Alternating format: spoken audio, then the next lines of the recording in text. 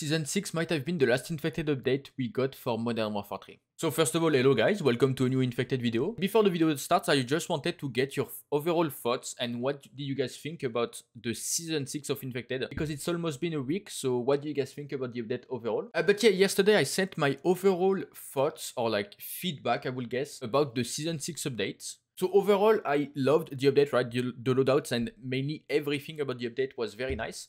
But I had a few little points I wanted to talk about. So in my feedback that I sent to Ethan, again, that's the person that I was in contact with that did the infected updates. And I had two sort of major points as like the most important ones, and a lot of like tiny little quality of life changes, which weren't the most important, but you know, some little details that I pointed out. So the two bigger points will have been the two infected throwing knives and the timer. I'm sure lots of you did think about that and wanted to get some changes done, or you know, some tweaks and such. And for the additional changes, I had the skulls not appearing when a survivor dies. Sometimes it does happen. It's a bit random. The infected sound effect direction not being accurate. The data jacker showing incorrect pings or like non-existing pings. The field upgrade key having to be pressed twice. The map list not being accurate, so like not having grime and drive-through. And sometimes on your friend list, the game mode will not be accurate, so it will be showing like another game mode. But yeah, now for the answers. So yeah, for the double throwing knife situation, unfortunately, no changes will happen. Don't worry, I'll explain the decision and why. But a big factor was that the decision was mainly made by a higher up above him, right? So he cannot do anything about it, unfortunately. But yeah, I don't know if you remember the first video covering the Season 6 update. I talked about infected that will probably have two throwing knives and fists. So the idea that Ethan gave me was, what if the infected will have two throwing knives but fist? And in my opinion, I thought it was a nice balance, right? Because the close range would have been way easier to manage on the survivor side, and two throwing knives would have given them a bit more chances to get those like long range kills. So we did agree about the fist, but unfortunately, again, someone higher up made the decision about because of the loadouts being overpowered. But when the season came out, I also had that sort of idea that like, okay, if the loadouts are too strong, too OP, having two throwing knives and the knife might be the answer. But yeah, when the season came out, I thought that with how strong the loadouts were, maybe having the two throwing knives, plus the knife would be the answer.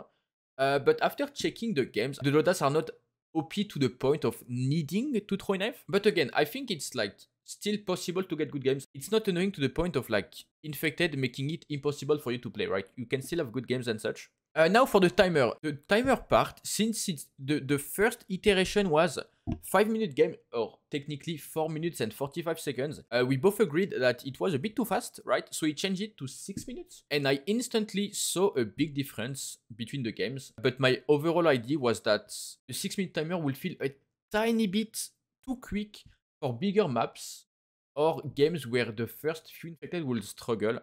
By that I mean like they will not get a lot of kills super fast. So sometimes I will feel that the game would end a bit too quickly.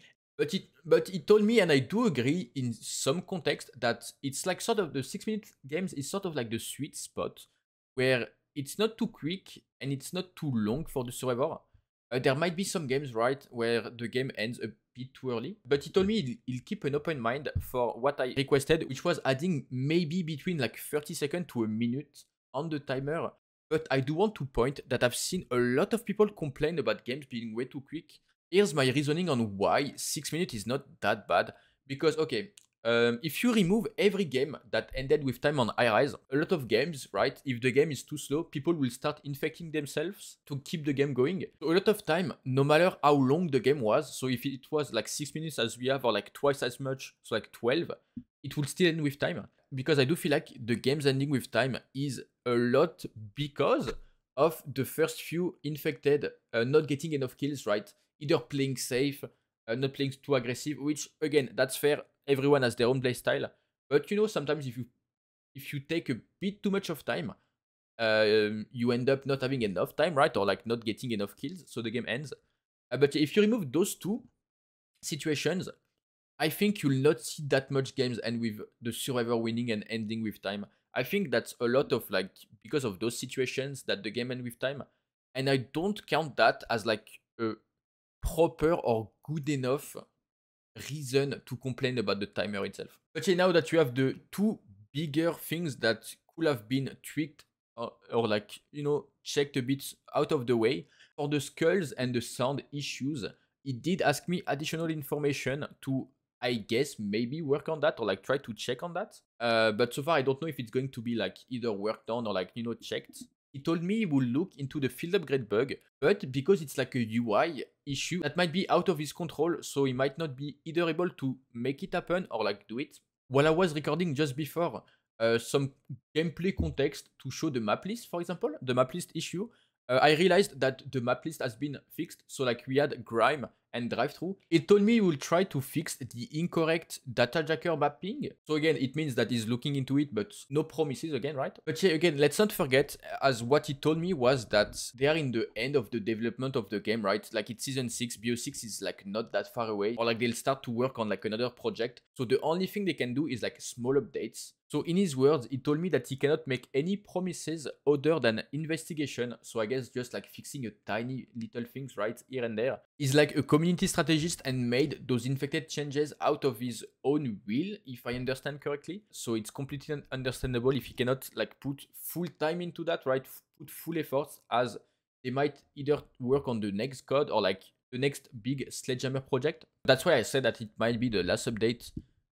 Except like major game-breaking bugs that, you know, we can always report. But yeah, I mean, overall, in my opinion, and I think some of you, or maybe most of you, the mod is infinitely better, right? Overall, it's way better. But yet to end the video, even though I sort of like gave my feedback and wanted things to be changed, I'm still very happy about the update. It's still way more enjoyable to play. And that might be the sort of like last Modern Warfare 3 infected update video I'll do. Or like, you know, a facecam type of video I'll do like that. As like a little patch note slash, you know, feedback update. But I mean, there's always more. There's always BO6. There might be infected there, you know, we never know. And yeah, if there's infected in BO6, I'll be more than happy to like, you know, cover it like I did. Give my opinion, give my feedback. So yeah, hope you guys enjoyed.